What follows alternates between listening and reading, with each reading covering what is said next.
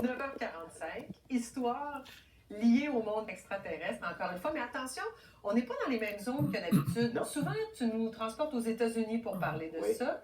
Mais là, on est au Brésil. Oui, c'est un événement qui s'est produit il y a 30 ans, pratiquement jour pour jour. Et au moment où on s'en parle, il y a une espèce d'effervescence. On dirait que l'histoire renaît, peut-être que c'est le 30e anniversaire. Il y a également des gens qui commencent à parler, qui n'avaient pas parlé à l'époque. Donc, il y a toute une effervescence autour de ça. Puis je trouvais que c'était une bonne occasion d'en parler à ce moment-ci. Donc, l'histoire, comme on le mentionne, ça nous renvoie 30 ans en arrière. Ça se passe dans une ville qui s'appelle Varginha. C'est une ville assez importante d'ailleurs qui se trouve dans la province du Minas Gerais. C'est dans la partie sud-est du Brésil. Et puis le 20 janvier 1996, il y a donc 30 ans, on est en début d'après-midi, on a 3 jeunes femmes qui décident de rentrer à la maison. Et ces 3 jeunes femmes, le trio est composé de Katia Xavier, Valkyria et Liliane da Silva. Ce sont des jeunes femmes âgées entre 15 et 22 ans. Et cette journée-là, pour gagner du temps, elles décident de prendre un raccourci qui les amène à travers un terrain vague.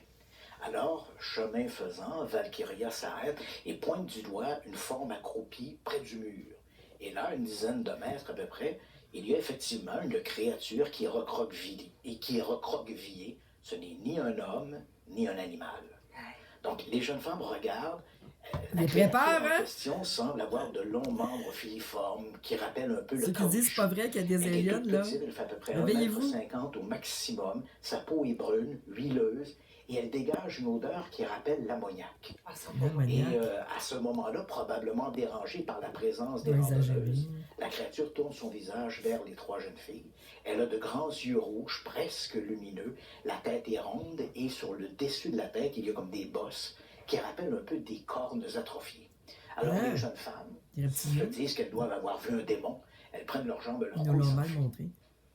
Arrivées à la maison, les sœurs da Silva racontent leur histoire à leur mère, qui les écoute, mais avec un certain scepticisme, bien sûr. Elle réussit à convaincre, la dame réussit à convaincre une voisine de l'accompagner sur le terrain vague en question. Alors lorsqu'elle arrive sur place, la créature mystérieuse, si créature il y a eu, bien sûr, a disparu, mais en approchant près du mur, là où ces filles disent avoir vu la chose, on voit que la terre a été bougée, que les plantes ont été écrasées, et on sent encore dans l'air cette curieuse odeur d'ammoniac. On apprend également que le même jour, mais quelques heures avant la rencontre des jeunes femmes avec la créature aux yeux rouges, des gens qui travaillaient sur une plantation de café, qui habitent sur la plantation de café, on est à peu près à 10 km de Varginha. À ce moment-là, aux petites heures du matin, à la levée du jour, ils ont vu un objet cylindrique dans le ciel, à peu près la taille d'un petit autobus, et l'objet volait en se dirigeant vers le sol. Là, c'est orange le nuage. On a vu sur le côté de l'objet en question une grande déchirure d'où s'échappait un panache de fumée. Ils ont eu clairement l'impression que l'aéronef était en difficulté et puis l'objet est disparu derrière une rangée d'arbres à l'horizon. Et puis alors que la rumeur de ces événements quand même assez exceptionnels se répand, on apprend que le même avant-midi de ce 20 janvier 1996, des militaires et des pompiers auraient été dépêchés dans le quartier de Jardimander où des citoyens avaient appelé à propos de la présence d'animaux inconnus. Ouais, c'est bien étrange tout ça. Des jaguars, d'après les autorités officielles. Et pourtant, des curieux sur place se rappellent avoir vu les militaires entrer dans le boisé et ressortir avec 2 sacs en tissu, dont l'un gigotait encore. Ce fameux jaguar a donc été envoyé à l'hôpital régional, qui est le plus gros hôpital de Varginha. Et là, à ce moment-là, quelque part entre le 20 et le 23 janvier, l'hôpital a été mis sous contrôle militaire. Et le 23 janvier, ce contrôle militaire, l'animal en question, appelons-le comme ça, la chose a été envoyée à l'hôpital. Hey, sais-tu qu'est-ce qui nous attend, ça? Es-tu en train de nous dire l'histoire qui s'en vient pour ici? Humanitas, qui est un hôpital plus petit et qui est plus facile d'avoir un contrôle sur les allées et venues. Et là, on raconte que l'animal aurait été autopsié et finalement envoyé à l'université d'État de Campinas, qui se trouve à peu près à 300 km de Varginha. Aucun jaguar n'a eu autant eu droit à autant d'attention que ça.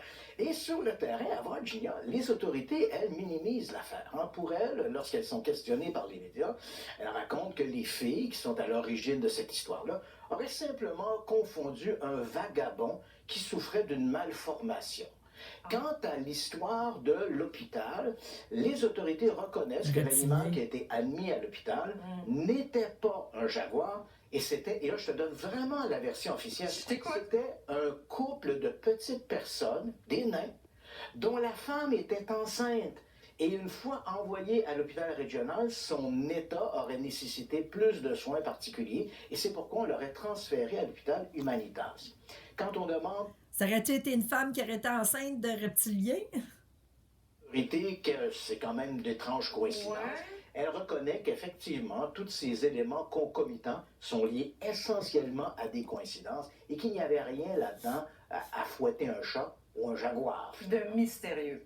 Mais de son côté, il faut quand même le dire, on doit se poser la question, hein, est-ce qu'entre le 20 et le 23 janvier 1996, la ville de Virginia aurait été le théâtre de l'écrasement d'un ovni, de la récupération de ses occupants de manière plutôt chaotique, il faut bien l'avouer. Certains y croient. Mais de son côté, c'est sûr que la ville de Virginia, elle, a décidé d'exploiter à fond cette manne, littéralement. Certains... Je me demande si c'est ça qu'on va voir se promener dans les rues avec, voyons, Blue Beam, là. Il aurait été le théâtre de l'écrasement d'un ovni, de la récupération de ses occupants de manière plutôt chaotique. Les méchants aliens. Certains y croient. Mais de son côté, c'est sûr que la ville de Virginia, elle, a décidé d'exploiter à fond cette manne littéralement tombée du ciel quand même. Et donc, depuis les événements de 1996, la ville a fait construire un immense château d'eau qui a la forme d'une soucoupe volante. On a un musée des ovnis à Virginia et dans le centre-ville, on a plein de petites boutiques qui vendent des items à l'image de la créature de Virginia. J'en ai une chez moi, j'ai oublié de l'amener ce matin. Non, mais c'est bon pour les affaires. Voilà, donc, la ville de Virginia a bien envie d'exploiter à fond son nouveau statut de Roswell brésilien, et on le comprend. De leur côté, malgré les années écoulées, les autorités, elles, maintiennent leur position.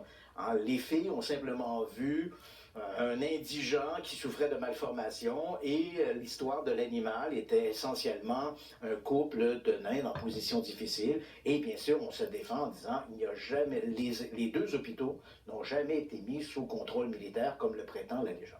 Ouais, mais le ciel, là, il y a eu quelque chose d'observé, là. Alors, on peut se dire quand même que l'histoire de l'indigent avec des déformations, le couple de nains en difficulté, c'est un scénario étrange, mais qui vaut quand même celui d'une créature extraterrestre à la peau brune qui sent qui sent mauvais. Qui sent l'ammoniaque. Qui sent l'ammoniaque. Mais bon, en même temps, rappelons-nous Napoléon Bonaparte. J'attendais, Christian. Napoléon Bonaparte disait souvent « L'histoire est une série de mensonges sur lesquels on s'entend. »